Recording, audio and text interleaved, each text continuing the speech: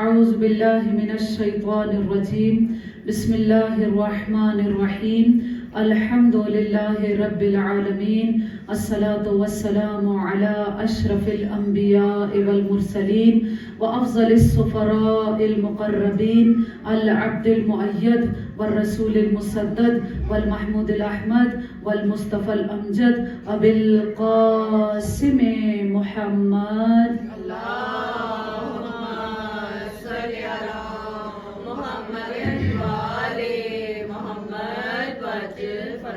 وعلى آله الطيبين الطاهرين المعصومين المظلومين الذين هم أركان الإيمان وأمناء الرحمن وبهم يمسك الله السماء أن تقال الأرض وبهم يمسك الله الأرض أن تميد بأهلها وبهم تنشر الرحمة ولولاها منهم لساقت بأهلها لا سيما بقية الله روحي وأرواحنا لتراب مقدمه الفداء الذي يملأ الأرض قسطا وعدلا بعدما ملئت ظلما وجورا اللهم اجعلنا من أنصاره وأعوانه ولا تجعلنا من أعدائه صلوات پڑھیں اللهم صل على محمد وآل محمد وعجل فرجهم اما بعد فقد قال معصوم علیہ السلام السلام علیکم یا اولیاء اللہ و احباء السلام علیکم یا اصفیاء اللہ و وداء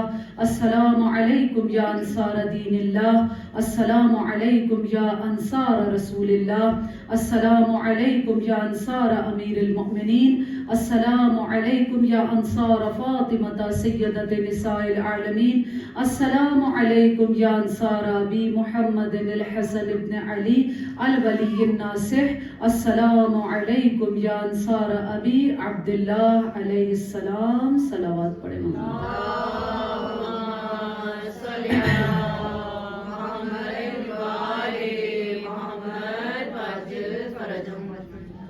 آج چونکہ باب الحوائج کی مجلس ہے، سب جانتے ہیں کہ جس طرح شہزادہ علی اصغر کو باب الحوائج کہا گیا، چونکہ کربلا کے میدان میں جناب عباس سے علمدار کی کوئی خواہش، کوئی تمنا پوری نہیں ہوئی، پروردگار سے امام علی علیہ السلام نے مانگا تھا شجاعت کے لیے، بہادری کے لیے، کربلا کے لیے، لیکن کربلا میں جناب عباس علمدار کو یہ شجاعت کے جوہر دکھانے کا موقع نہ ملا۔ پروردگار نے اس کے بدلے میں جناب عباس علمدار کو باب الحوائج قرار دیا ہے۔ چونکہ باب الحوائج کی مجلس سے بہت با ادب ہو کر بیٹھے، قمر بنی ہاشم، شباب حسین، حجاب زینب، سقائے سکینہ، با وفا علمدار جناب عباس ابن علی ابن ابی طالب علیہ السلام، جناب عباس علمدار کے وسیلے سے ہی دعا کرتے ہیں۔ اور جیسا کہ اس دن بھی وہ ایک عالم دین کا قول جو واٹس ایپ پہ اور ہر جگہ پہ سرکولیٹ ہو رہا ہے کہ جب بھی علم عباس کو دیکھیں تو وہاں پر اپنی ذاتی خواہشات نہ مانگیں، بلکہ خود عباس سے عباس کو طلب کریں، عشق امام زمانہ کو طلب کریں، عشق حسین کو طلب کریں۔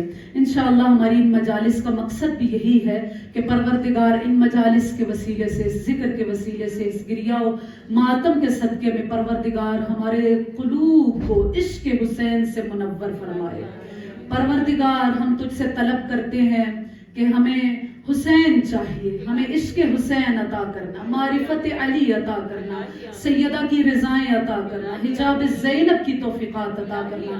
پروردگارہ جس طرح اصحاب امام حسین علیہ السلام کا کردار تھا، اسی کردار کو اپنانے کی توفیقات عطا کرنا۔ پروردگار ہم سب کی توفیقات خیر میں اضافہ کرنا، انجام بخیر کرنا، موت سے پہلے توبہ کی توفیق دینا، موت کے بعد ہم تمام کی مغفرت کرنا، برزخ کی منازل کو آسان کرنا، وحشت قبر کو نکال دینا، قبور میں سرور کو داخل کرنا، برزخ کی ہر موقف، ہر گھاٹی میں بی بی کی چادر کا سایہ ہمارے سروں پر رکھنا۔ پروردگارہ گناہ کبیرہ و صغیرہ کو معاف کرنا۔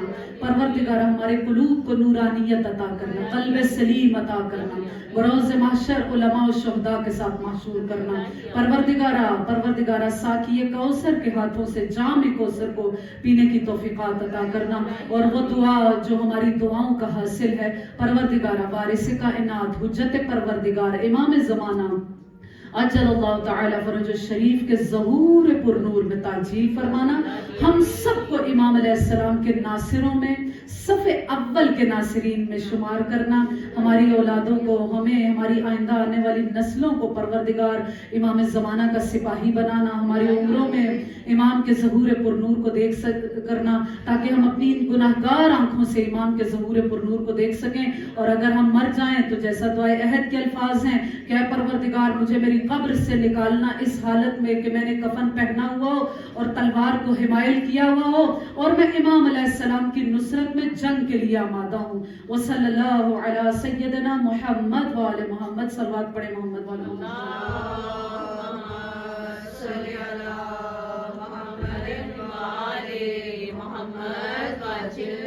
जितना हम आशूर से करीब होते जा रहे हैं उतना तो एक हुसैनी का जोश और ज्यादा होना चाहिए। तो वही जोश, इश्क, वही जज्बा जो कि नासिरान हुसैन अलैहिस्सलाम का है, उसी जज्बे को अपने दिल में दोबारा रोशन करते हुए एक मर्तबा पुरजोर हैदरी सलावत पढ़े।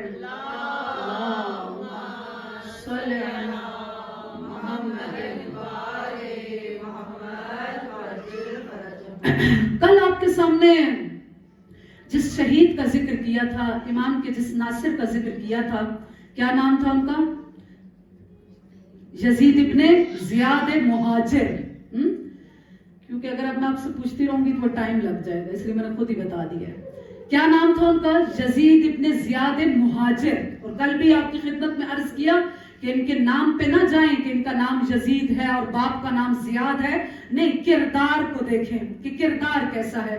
कल आपकी खिदमत में बयान किया था इनके रजस को, जो इन्होंने करबला के मैदान में रजस पढ़ा। इंशाअल्लाह अगर आज वक्त मिला, और कोशिश यही है कि आज की मजलिस चूंकि जनाब अब्बास से अलमदार से मखसूस है, तो आपको बताऊं कि जब जनाब अब्बास से अलमदार मैदान में गए तो अब्बास ने अपना तारुफ कैसे करवाया, अपना अकीदा कैसे बयान किया।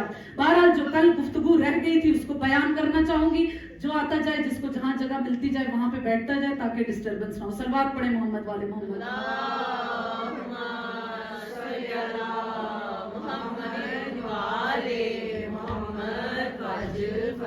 यजीद इब्ने जियाद मुहाजिर जब करबला के मैदान में अपनी शुजाअत दिखाने के लिए गए तो उन्होंने अपना तारुफ इस तरह करवाया कि या रब्बी इन्नी लिल हुसैन नासिर वल इब्न साद तारिकुन मुहाजिर। कल आपको तर्जुमा बताया था कि ऐ परवरदिगार, मैं हुसैन का, बेशक मैं हुसैन का नासिर हूं, वल इब्न साद तारिकुन मुहाजिर, और मैं उमर इब्न साद से तर्क करता हूं उसको और मुहाजिर हूं। चूंकि इन्होंने अपने रजस में मुहाजिर का लफ्ज इस्तेमाल किया, इसी वजह से आप तारीख मक्तल उठाएं तो वहां पर इनका नाम यजीद इब्ने जियाद मुहाजिर लिखा गया है। इस मुहाजिर का क्या मतलब है? हिजरत किसे कहते हैं? वैसे तो वही हिजरत किसे कहते हैं? माइग्रेशन। वैसे इसके मैंने सिनोनिम्स देखे तो कुछ और भी हैं, लेकिन अरबी जुबान के अंदर इतनी वुसअत है कि कई मर्तबा जब आप इसको ट्रांसलेशन करने के लिए आप देखते हैं तो वो लफ्ज ही नहीं मिलता कि जो इसके मुताबिक हो, चूंकि दूसरी जुबानों के अंदर इतनी वुसअत नहीं है जितनी कि अरबी जुबान के अंदर है। बहरहाल इन्होंने क्या कहा है? वली इब्न साद तारिकुन मुहाजिर। मैं इब्न साद से तवज्जो चाहूंगी, मुझे बार बार इसीलिए जुमलों को रिपीट करना पड़ता है कि मुझे खुद थोड़ी डिस्टर्बेंस हो रही होती है। सलवात पढ़े मोहम्मद वाले मोहम्मद।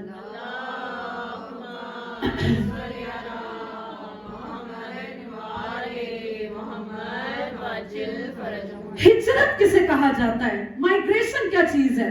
वैसे तो जब आप माइग्रेशन समझते हैं तो क्या कहा जाता है? मसलन एक इलाके से दूसरे इलाके में जाना, यानी जियोग्राफिकली जब आप एक जगह से दूसरी जगह जाते हैं तो इसको क्या कहा जाता है? ये एक हिजरत है। बिल्कुल, हिजरत का एक मानी यही है, तवज्जो, हिजरत का एक माना यही है कि यानी इंसान जोग्राफियाई लिहाज से एक जगह को छोड़े दूसरी जगह चला जाए तो इसे हिजरत कहा जाता है। जैसा कि मुसलमानों ने हिजरत की थी, किधर हिजरत की थी? पहली हिजरत, दूसरी हिजरत, 2 हिजरतें की। किस तरफ हिजरत की? हबशा की तरफ। किसकी तरफ हिजरत की थी? हबशा की तरफ, अफ्रीका की तरफ आए थे। اور جناب جعفر طیار اور اسما بنت امیس کی رہنمائی میں آئے حبشہ میں. حبشہ کا بادشاہ نجاشی ہے. اور نجاشی کا بیٹا کون ہے؟ کون ہے نجاشی کا بیٹا؟ ابھی نیزر اس کا نام بتایا جاتا ہے. انشاءاللہ اس کا تفصیل سے کبھی ذکر کروں گی آئندہ آنے والی مجالس میں کہ یہ بھی کربلا کے شہداء میں سے ہے. اتنا مقام ہے اس کا. حبشہ کے بادشاہ کا بیٹا ہے لیکن امام حسین علیہ السلام کے جانثاروں میں کربلا کے شہداء میں اس کا نام آتا ہے. بہرحال پہلی ہجرت کیا ہے؟ پہلی ہجرت جغرافیائی لحاظ سے کہ ایک انسان ایک جگہ کو چھوڑے کسی مقصد کی خاطر دوسری جگہ جائے تو اسے ہجرت کہا جاتا ہے. جیسا کہ مسلمانوں نے کی 2 ہجرتیں حبشہ کی طرف. دوسری ہجرت کیا ہے؟ عقیدتی لحاظ سے. عقیدتی لحاظ سے یعنی انسان اپنے کل بھی جو عرض کیا تھا کہ انسان کو معلوم ہو گیا کہ میرا عقیدہ غلط ہے, میں ایک نادرست عقیدہ رکھتا ہوں, تو اس عقیدے کو چھوڑ کر ایک صحیح عقیدے کی طرف جب چلا جائے گا تو اسے بھی کیا کہا جاتا ہے کہ اس شخص نے ہجرت کی ہے. جس طرح کے اکرمہ بن ابو جہل کا بیٹا. ابو جہل کون ہے؟ یعنی جہالت کا بھی باپ ہے, تو رسول خدا کا چچا, لیکن اس نے مرتے دم تک رسول خدا کی رسالت اور ان کی نبوت اور خدا کی وحدانیت کو قبول نہیں کیا. لیکن اسی کا بیٹا ہے, اسی کا بیٹا ہے. کوئی یہ نہ کہے کہ فاسد ماحول ہے یا ہمارے آباء و اجداد ایسے تھے تو ہم بھی ایسے ہوں. نہیں, انقلاب اسی چیز کا نام ہے. ابو جہل کا بیٹا ہے. ابو جہل کا بیٹا ہے اکرمہ, لیکن 21 سال کا ہے. اتنی زیادہ ایج بھی نہیں ہے. 21 سال نوجوانی کی عمر ہوتی ہے. اسی لیے یہ جو ایج ہے نا یہ بہت امپورٹنٹ ہے. 21 سال کا جوان ہے لیکن اس اپنے غلط عقیدے کو چھوڑا, رسول خدا کی خدمت میں آیا. اور اس طرح آیا کہ تھوڑی سی اس کے دل میں شرمندگی ہے کہ نہ جانے رسول خدا مجھے کیا کہیں گے کہ میں تو ابو جہل کا بیٹا ہوں. لیکن رسول خدا نے کیا کیا, جب یہ قریب آیا تو رسول خدا نے اس کو گلے سے لگایا اور کیا کہا کہ بارک اللہ, تجھے مبارک ہو کہ تو نے ہجرت کی ہے. ایک غلط عقیدے سے صحیح عقیدے کی طرف ہجرت کی ہے. امام رضا علیہ السلام کا زمانہ ہے اور اس وقت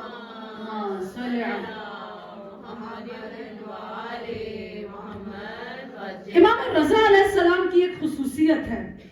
کئی مرتبہ آپ نے علماء سے سنا ہوگا کہ جب خطبہ پڑھا جاتا ہے تو اس میں جب امام زمانہ کے کچھ القابات بیان کیے جاتے ہیں کہ اللہم, آپ لوگوں نے سنا ہوگا یہ درود کی صورت میں کہ اللہم صلی علی فاطمہ و ابیہا و بعلہا و بنیہا. بہرحال جب امام زمانہ کو اس میں ذکر کیا جاتا ہے کہ امام زمانہ کیا لے کر آئیں گے تو کیا کہا جاتا ہے کہ والسولۃ الحیدریہ والعصمۃ الفاطمیہ والحلم الحسنیہ والشجاعۃ الحسینیہ, کہ جب امام زمانہ تشریف لائیں گے تو وہ کیسے کریں گے؟ وہ حیدر کی طرح کا حملہ کریں گے, وہ جناب زہرا سلام اللہ علیہا جیسی عصمت کو رکھیں گے, حسن جیسا حلم رکھیں گے, حسین جیسی شجاعت کو رکھیں گے, امام زین العابدین جیسی عبادت کو رکھیں گے.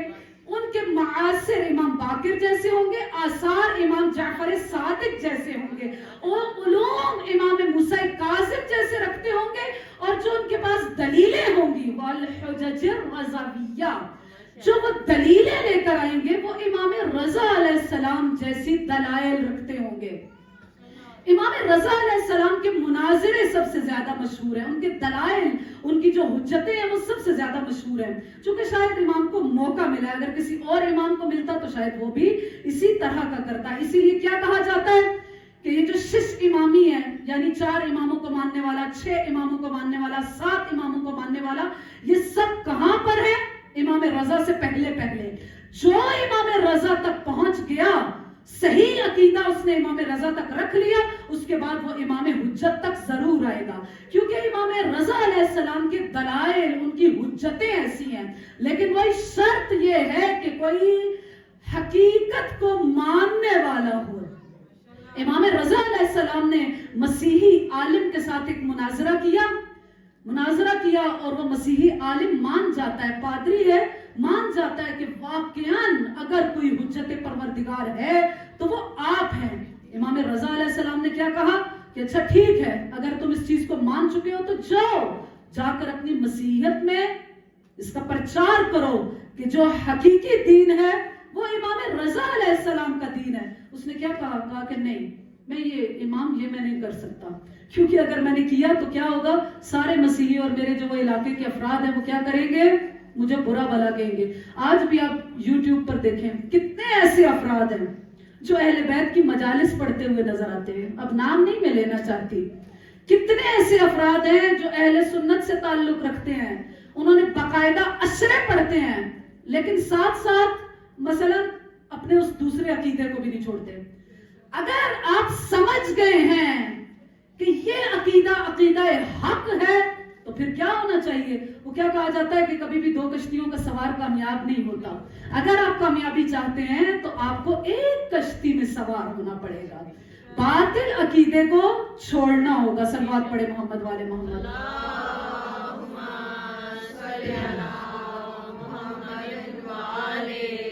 और फिर अगर कोई चाहे आखिरी दम, अपनी जिंदगी के आखिरी लम्हे में अपने उस बातिल अकीदे को छोड़ देता है तो उसका क्या मकाम होता है।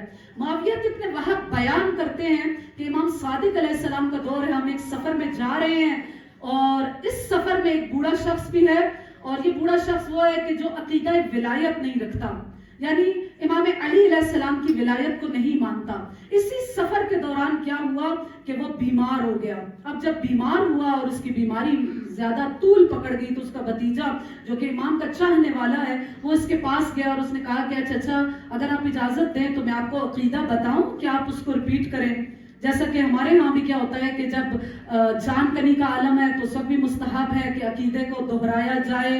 हाँ, जब कफन पहना के रखा जाता है तो उस वक्त भी उस पर तरकीब पढ़ी जाती है, जब कब्र में रखा जाता है तो उस वक्त भी अपने अकायद का इजहार किया जाता है और उसको कहा जाता है तलकीन।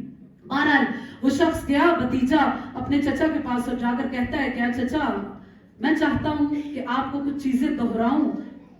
अब उन्होंने दोहराना शुरू किया, यानी परवरदिगार की वहदानियत, रसूल की रिसालत, और उसके बाद तमाम आइम्मा के एक एक करके नाम गिनवाते गए और कहा क्या चचा दोहराइए कि इस वक्त का इमाम अगर कोई है तो वो इमाम जाफर सादिक अलैहिस्सलाम है। क्या आप इस अकीदे पर हैं?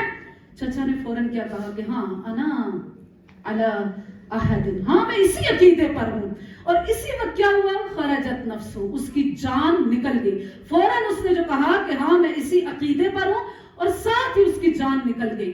अब भतीजा जब सफर से वापस पलटा, इमाम जाफर सादिक अलैहिस्सलाम की खिदमत में आया और आकर क्या कहता है, किस तरह मैंने अपने चचा को ये चीजें दोहरवाई थी तो क्या मेरे चचा का मकाम है। चूंकि आखिरी वक्त में, पहले उसका पूरी जिंदगी कोई अकीदा नहीं था, लेकिन मरते वक्त मैंने उसको दोहराया, उसने उसको रिपीट किया, बताइए कि उसका क्या मकाम है। इमाम जाफर सादिक अलैहिस्सलाम क्या कहते हैं, बेशक वो अहले बहिश्त में से है। सल्लल्लाहु पढ़े मोहम्मद वाले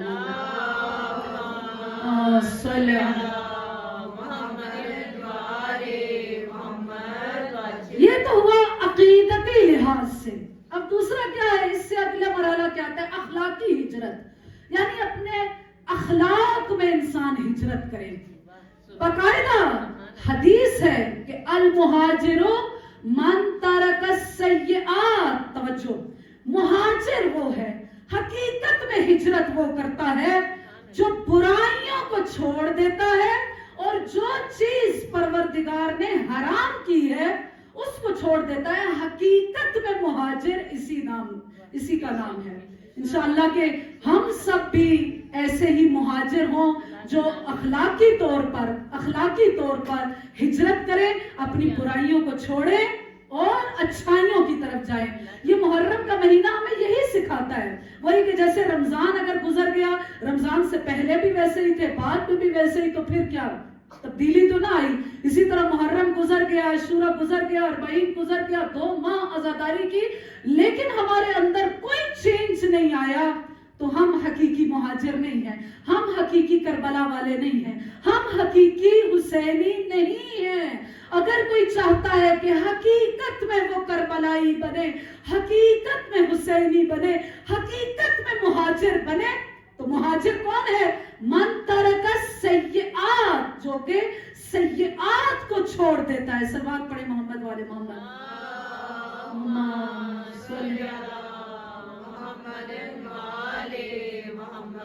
सबसे आखिरी हिजरत जो है वो क्या है कि इंसान जब हक और बातिल उसके सामने आ जाए तो वो किसको चूज करे, حق کو، چاہے اس کا باپ ہی اس کا مخالف کیوں نہ ہو، چاہے اس کا بیٹا ہی اس کا مخالف کیوں نہ ہو.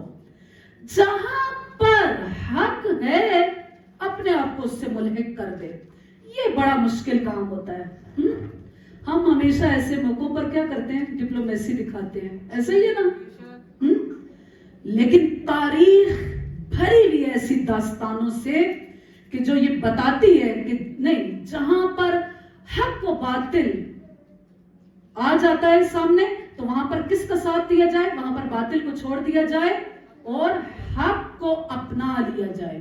جیسا کہ ادئی ابن حاتم کے بارے میں ملتا ہے. اب چونکہ وقت بہت کم رہ جاتا ہے اس لیے میں جلدی جلدی چاہتی ہوں کہ گزر جاؤں ان تمام چیزوں سے. جیسا کہ ادئی ابن حاتم کے بارے میں ملتا ہے کہ اس کا بیٹا امام علی علیہ السلام کا مخالف ہے. ادئی خود امام علی علیہ السلام کا بہترین چاہنے والا ہے، لیکن جنگ میں دونوں باپ بیٹا آمنے سامنے ہو جاتے ہیں تو یہ کیا کہتا ہے کہ میں اپنے بیٹے سے بیزار ہوں چونکہ وہ علی کا چاہنے والا نہیں ہے. یہ بڑا مشکل کام ہے، جیسا کہ حضرت نوح نے کیا.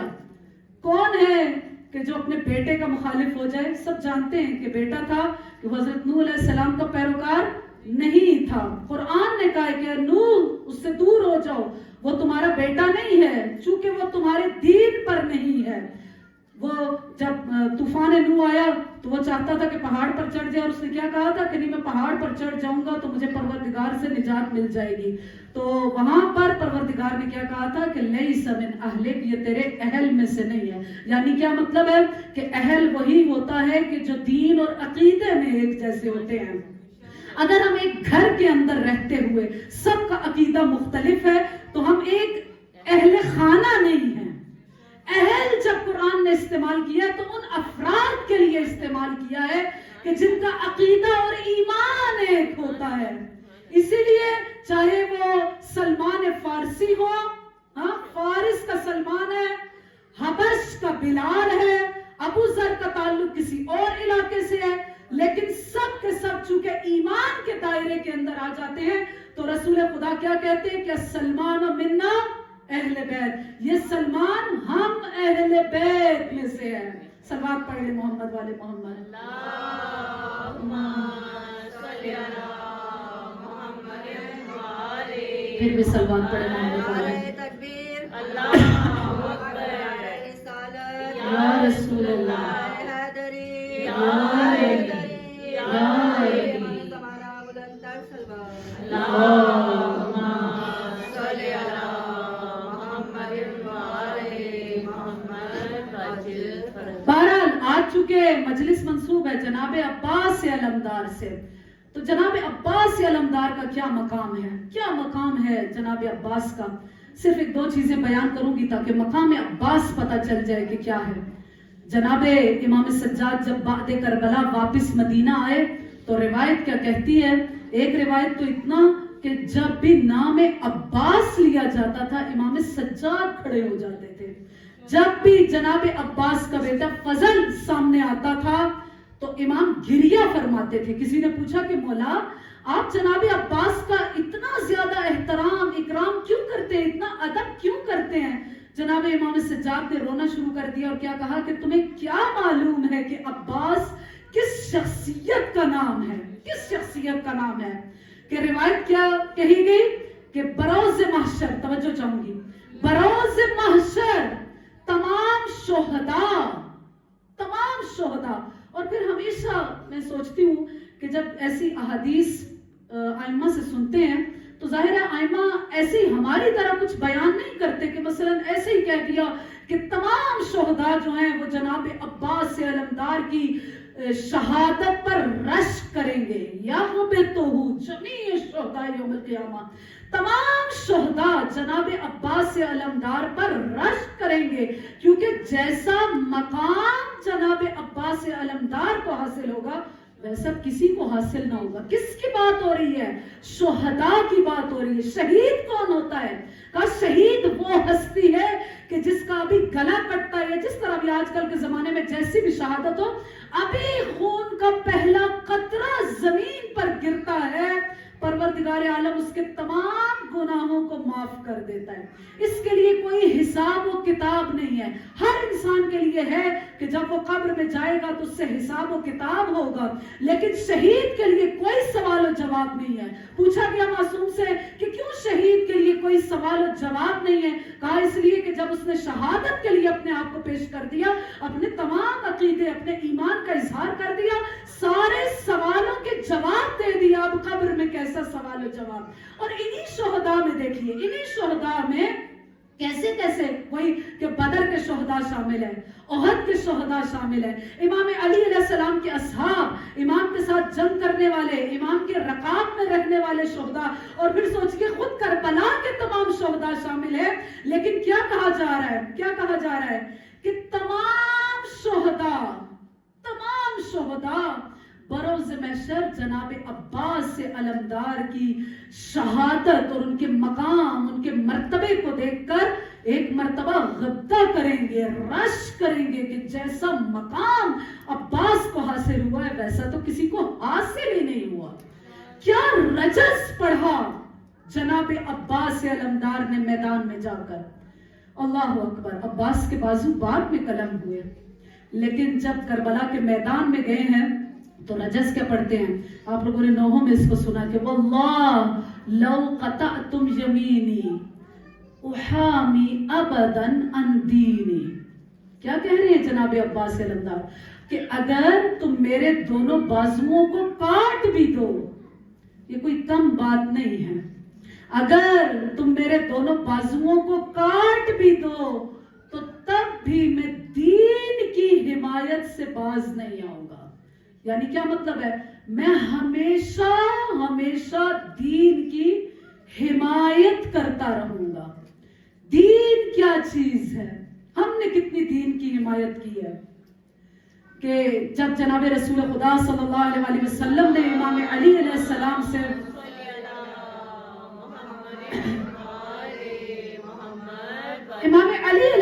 से उनकी शहादत को बयान किया था, रमजान का महीना था और रसूल खुदा बयान कर रहे थे रमजान के फजाइल को, तो उसके बाद क्या कहा? अली के चेहरे की तरफ देखा, तवज्जो, अली के चेहरे की तरफ देखा और देखकर क्या कहा कि अली, ऐसा ही एक रमजान होगा, इस रमजान में तुम्हारे सर को शिगाफ्ता किया जाएगा और शहादत पर फाइज किया जाएगा। इमाम अली अलैहिस्सलाम जैसा इंसान, देखिए जाहिर है वो तो हकीकत दीन है, लेकिन आइम्मा जब ऐसी चीज बयान करते हैं तो इसका क्या मतलब है कि वो हमारे और आपके सिखाने के लिए है। इमाम अलैहिस्सलाम ने रसूल खुदा से क्या पूछा कि या रसूल अल्लाह, जब वो वक्त होगा तो मुझे ये बताइए कि फी सलामत दीनी, क्या मेरा दीन उस वक्त सलामत होगा, हमारा दीन सलामत होगा उस वक्त, यानी जब मेरी मौत का वक्त आएगा। क्योंकि जरूरी नहीं है, तवज्जो, जरूरी नहीं है कि इंसान जिंदगी भर मोमिन रहा हो तो उसका खातिमा बिल खैर हो, उसका खातिमा बिल ईमान हो। फिर वही कि इस डिटेल में नहीं जाना चाहती, ये बहुत तफसीलात उसमें आ जाएंगी। तारीख में ऐसी दास्तानें भरी हुई हैं ऐसे अफराद की कि जिनका जो साबिका है, जो पास्ट है वो बहुत अच्छा है, लेकिन मरे हैं तो वो ईमान की हालत में नहीं मरे। लेकिन ऐसा भी बहुत दफा हुआ तारीख में कि साबिका अच्छा नहीं है, पास्ट अच्छा नहीं है, लेकिन जो आखिर वक्त में उनका खातिमा बिल ईमान हुआ। जैसे करबला की तारीख में हुर की मिसाल, और करबला की तारीख में शिम्र की मिसाल, करबला की तारीख में उमर साद की मिसाल। हाँ, शिम्र क्या था? इमाम अली अलैहिस्सलाम के साथ इसने जंग की थी, यानी इमाम के सिपाहियों में से था, लेकिन आखिर वक्त में इसका अंजाम क्या हो रहा है? इमाम हुसैन अलैहिस्सलाम का कातिल है और कायनात का बदबख्त शकी तरीन फर्द शिम्र को कहा गया है। लेकिन वहां पर ही तवज्जो चाहूंगी, वहां पर ही अगर इंसान का पास्ट अच्छा ना हो, लेकिन वो अपने आप को अगर चेंज कर लेता है, मुहाजिर बन जाता है, अपनी बुराइयों को छोड़ देता है, गलत अकीदे को छोड़ दिया, सय्यात को छोड़ दिया, आ गया हसनात की तरफ, तो वो हुर जैसा हो जाता है। कि हुर के लिए क्या है? खुद जनाब ज़ैनब सलामुल्लाह अलैहा सलाम भेजती हुई नजर आती हैं اسی لیے کیا کہا گیا کہ اس آخری زمانے میں، اس دن بھی ذکر کیا کہ آخری زمانے میں ایمان کو بچانا بڑا مشکل ہے، اس دین پر قائم رہنا بڑا مشکل ہے، اور کوشش ہماری آخری حد تک یہی ہونی ہے کہ ہمارا خاتمہ بالایمان ہو، ہاں ہمارا خاتمہ بالایمان ہو، ایمان پر موت آئے۔ جب جناب زہرا سلام اللہ علیہا دربار میں گئی تھی تو اس وقت بھی بی بی نے جن آیتوں کو پڑھا تھا ان میں سے ایک آیت یہی تھی کہ وَلَا تَمُوتُنَّ إِلَّا وَأَنْتُمْ مُسْلِمُونَ، کہ مرنا نہیں مگر ایسے عالم میں مرنا کہ تم مسلمان مرنا۔ ایسا بھی ممکن ہے کہ کوئی انسان مسلمان ہو، اپنے عقیدے کا اظہار کر رہا ہو، نمازی بھی ہو، لیکن اس کا خاتمہ بالایمان نہ ہو سکتا ہے۔ بی بی جب بیان کر رہی ہوں ایسے افراد کے اندر تو انہیں بتا رہی ہیں کہ ممکن ہے کہ ایک انسان مومن ہو، ایمان پر اس کی زندگی رہے، اسلام پر اس کی زندگی رہے، لیکن خاتمہ بالایمان نہ ہو۔ اسی لیے امام حسین علیہ السلام نے جب کربلا کے میدان میں ان افراد کو مخاطب کیا تھا نا تو کیا کہا تھا کہ تمہارے شکم حرام سے پر ہیں۔ امام نے وجہ بتائی تھی کہ ایسا کیوں ہے، کیوں انسان اس قدر پستی میں گر جاتا ہے کہ وہ وقت کے امام، وقت کی حجت کو قتل کرتا ہے، ان کے بچوں کو قتل کرتا ہے، کیوں اتنا پست ذلیل اتنا گر جاتا ہے؟ امام علیہ السلام نے کہا کہ اس لیے کہ تمہارے شکم حرام سے بھرے ہوئے ہیں۔ اور امام نے دوسرا جملہ کیا کہا تھا؟ دین لائکن علی السنتکم، تمہارا دین صرف تمہاری زبانوں پر ہے۔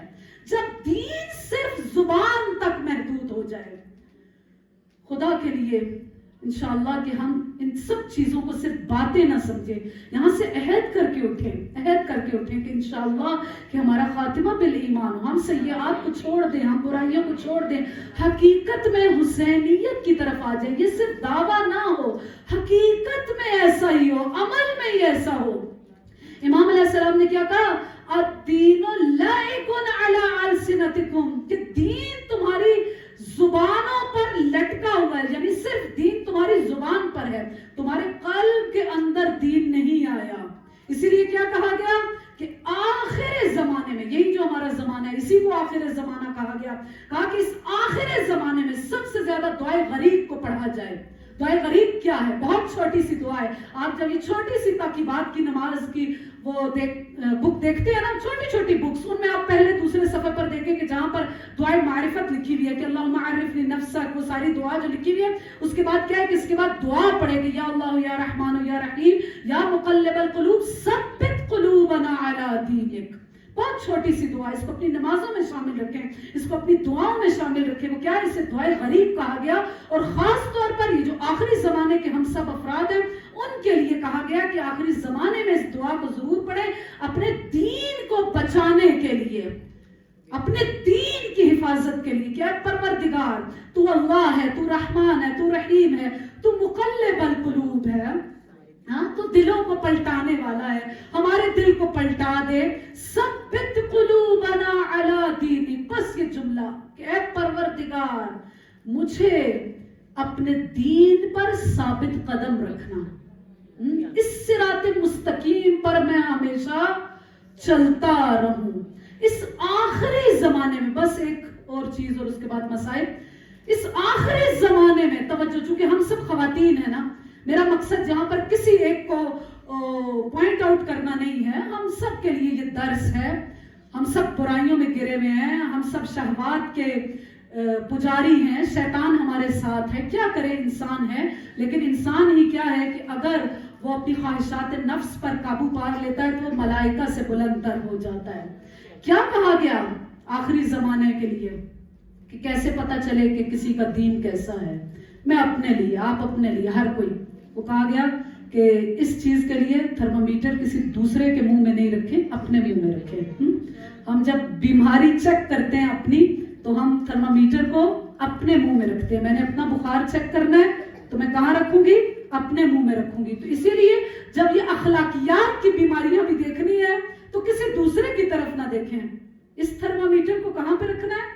اپنے منہ میں رکھنا ہے، اپنے قلب میں دیکھنا ہے، اپنے نفس کو دیکھنا ہے کہ آیا میرا نفس ایسا تو نہیں ہے، اگر نہیں ہے تو شکر پروردگار، اگر ہے تو اس کے بعد کیا ہے؟ مہاجر اللہ بنے، پروردگار کی طرف ہجرت کریں۔ کیا کہا گیا کہ من رق صوبہ رق دینہ، بڑی آسان سی ایک کسوٹی بتائی گئی کہ کیسے دیکھنا چاہتے ہو کہ تمہارا دین کیسا ہے، رقیق ہے یا مضبوط ہے۔ من رق ثوبہ رق دینہ، جس کا لباس باریک ہے اس کا دین باریک ہے۔ جیسا لباس ہے ویسا ہی دین ہے، ویسا ہی دین ہے۔ علماء نے مثال دی کہ مثلا اگر سردی آتی ہے، ابھی تو آج موسم مثلا تھوڑا گرم ہے، رات کوئی ہوا ہو جائے تو کیا ہو جائے؟ یہاں پہ ہم بیٹھے ہوئے ہوں گے ہیٹر چل جائے گا، ایسا ہی ہے نا؟ یہاں پہ بیٹھے ہوں گے شال لے لیں گے، اس سے بھی زیادہ سردی ہوگی کیا ہوگی؟ گلوز پہن لیں گے، اس سے بھی زیادہ سردی ہوگی مثلا کچھ اور۔ جتنا زیادہ موسم میں شدت آتی جاتی ہے کیا ہوتے ہیں؟ ہم اس کے مطابق ڈھلتے چلے جاتے ہیں۔ ایسا نہیں ہے کہ مثلا اگر لان کے کپڑے پہنے ہوئے ہیں تو سردی شدید ہے تو ویسا ہی رہیں گے، نہیں، چینجنگ آتی جائے گی۔ جتنا معاشرہ غلیظ ہے اتنا ہی اپنے آپ کو اور پاکیزہ کرتے چلے جاؤ۔ من رق ثوبہ رق دینہ، جس کا لباس رقیق ہے اس کا دین رقیق ہے۔ انشاءاللہ کہ جناب عباس علمدار کی سیرت پر عمل پیرا ہوں کہ جناب عباس علمدار نے کیا کہا تھا؟ واللہ لو قطعتم یمینی، خدا کی قسم اگر تم میرے بازوؤں کو قلم کر دو، احامی ابدا عن دینی، میں ہمیشہ اس دین اسلام کی حمایت کرتا رہوں گا۔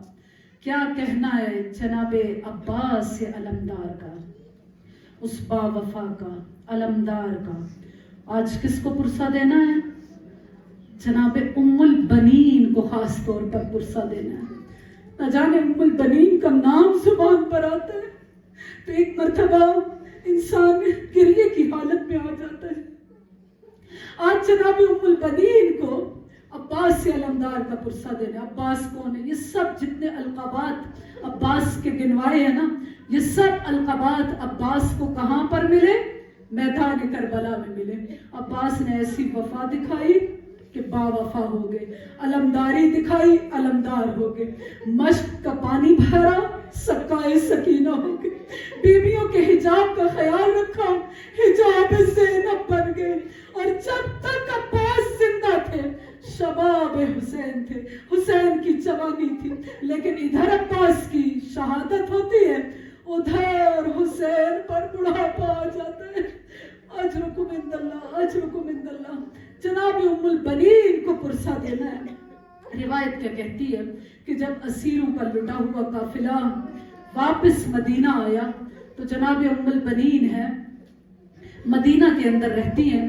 چونکہ ہم سب جانتے ہیں کہ مسجد نبوی کے ساتھ جو سب سے پہلا گھر تھا وہ امام علی علیہ السلام کا گھر تھا، اور اس گھر میں اس وقت بی بی ام البنین رہتی تھی۔ اسیروں کا لٹا ہوا قافلہ آیا، بشیر آگے آگے ہے جو آوازیں لگاتا جا رہا ہے اور کیا کہتا جا رہا ہے؟ اے مدینہ والو سنو، مدینہ رہنے کے قابل نہیں ہے۔ الا قد قتل الحسین بکربلا، الا قد قتل الحسین بکربلا، حسین کربلا میں شہید کر دیے گئے۔ اجرکم عند اللہ، حسین کربلا میں شہید کر دیے گئے۔ بشیر آوازیں لگاتا جا رہا ہے۔ اس آواز کو جناب ام البنین نے سنا۔ ام البنین بوڑھی ہو چکی ہے۔ راوی کیا کہتا ہے کہ میں اس منظر کو کبھی بھول نہیں سکتا کہ جب ایک دروازہ کھلا، ایک بڑھیا نکلی، اس نے عصا کا سہارا لیا ہوا تھا، بڑھیا نکلی لیکن چوکھٹ سے ٹھوکر کھا کر گر گئی، دوبارہ اٹھی، ہاتھ میں ایک بچہ ہے اور آوازیں دیتی ہے، اے بشیر تو یہ کیا کہہ رہا ہے؟ کہا کہ بی بی، بشیر جانتا نہیں ہے تب تک کہ یہ بی بی کون ہے۔ کہا بشیر تو نے ابھی کیا کہا ہے؟ کہا بی بی کہا ہے قد قتل الحسین بکربلا، حسین کربلا میں شہید کر دیے گئے۔ فوراً بی بی نے کیا کہا؟ کیسے ممکن ہے کہ حسین شہید ہو؟ یہ بتاؤ میرا عباس کہاں پر تھا؟ اجرکم عند اللہ، میرا عباس کہاں پر تھا؟ بشیر کہتا ہے اے بی بی، अब्बास के शिकवे ना करो, अब्बास पहले शहीद हो चुके थे, अब्बास पहले शहीद हो चुके थे। फौरन बीबी उम्मुल बनीन क्या कहती हैं, ऐ बशीर तू अब्बास को नहीं जानता, मैं जानती हूँ। ये कैसे मुमकिन है कि अब्बास ने जंग न की हो और पहले शहीद हो गया हो। अब जब बशीर ये जान चुका है ना कि ये बीबी उम्मुल बनीन है, फौरन क्या कहता है, ऐ मां उम्मुल बनीन, देखो अब्बास ऐसे आलम में दुनिया से गए कि उनके सर पर गुर्ज लगा था। और एक माँ ने जब ये सुना होगा, कैसे सुना होगा। बीबी उम्मुल बनीन फिर कहती है, बशीर तू अब्बास को नहीं जानता, मैंने अब्बास की तरबियत की है। अब्बास तो 2 हाथों में गुर्ज को रोक लेता था। हाय वो अगला जुमला कैसे कहूँ जो बशीर ने कहा। बशीर क्या कहता है, ऐ बीबी अब्बास के सर पर गुर्ज ऐसे आलम में लगा, अब्बास के दोनों बाजू कलम हो चुके थे। रिवायत क्या कहती है, बीबी ने इतना गिरिया किया, इतना गिरिया किया, गिरिया करते करते गश्का होकर गिर गई। बशीर पूछता है, ऐ बीबी आपको किस बात ने रुलाया, किस बात ने रुलाया। बीबी कहती है, ऐ बशीर तू ये कह रहा है कि अब्बास के बाजू कलम हो गए। अरे मैं जब सोचती हूँ ना कि जब कोई शहीद गिरता होगा घोड़े से, वो बाजुओं का सहारा लेता होगा। ऐ बशीर जब मेरा अब्बास गिरा होगा, हाय घोड़े से गिरा, बाजू नहीं थे, चेहरा अब्बास जब खाक पर आया होगा। एक मर्तबा बीबी उम्मुल बनीन को फुर्सत है, ऐ बीबी उम्मुल बनीन तुझे तेरे अब्बास का फुर्सत, ऐ बीबी उम्मुल बनीन आपको आपके बेटों का फुर्सत। हाय अब्बास की शहादत को कैसे बयान किया जाए कि इमाम हुसैन अलैहिस्सलाम से इजाजत चाहते हैं, इमाम इजाजत नहीं देते। आपने जुमला बारहा सुना कि इमाम क्या कहते हैं, अब्बास तू मेरी फौज का सिपा सालार है। और अब्बास क्या कहते हैं, मौला मुझे वो मेरी फौज दिखा दो कि जिसका मैं सिपा सालार हूँ। इसी आलम में अब्बास ने क्या देखा कि नन्ही सकीना है, वो उस खेमे के अंदर है कि जहां पर सारी खाली मशकें पड़ी हुई है। बीबी सकीना क्या कर रही है, मशकों को उलट पलट कर देख रही है, शायद किसी मश्क में कोई थोड़ा सा पानी रह गया हो, मैं इन बच्चों को दूं। जो बच्चे कह रहे हैं, ऐ सकीना अपने चचा से कहो ना, अपने चचा से कहो वो पानी ला कर दे। अब्बास ने मश्क सकीना को लिया, आए हुसैन के पास और आकर क्या कहा, मौला आप तो जाने की इजाजत दे दीजिए। रिवायत का एक जुमला है कि इमाम हुसैन अलैहिस्सलाम ने कहा, अब्बास तुम्हें लड़ने की इजाजत नहीं है, तलवार वहां से लेके रख ली। या एक रिवायत से कहती है अब्बास के पास तलवार थी, लेकिन अब्बास को वो तलवार इस्तेमाल करने की जरूरत नहीं पड़ी। कैसे नहीं पड़ी, एक मर्तबा मुख्तार के सामने जब कातिलीन अब्बास को पेश किया गया, मुख्तार ने पूछना शुरू किया, ऐ खौली बता अब्बास की शहादत कैसे हुई थी। उस मलून ने बयान करना शुरू किया, क्या कहा कि जब वो शेर जरी अब्बास से बावफा अपने खेमों से निकला, इतना दराज कद था अब्बास का, घोड़े पर सवार थे लेकिन खत जमीन पर खिंच रहे थे। अब्बास ने तलवार को निकाला ही नहीं क्योंकि जरूरत नहीं पड़ी। इतनी हैबत थी, इतना रौब था, इतना जलाल था अब्बास के चेहरे में कि एक मर्तबा खेमों से निकले, बिजली की सी तेजी से फुरात पर पहुंचे, पानी से मश्क को भरा। अब जब वापस पलटे, उमर साहब ने क्या कहा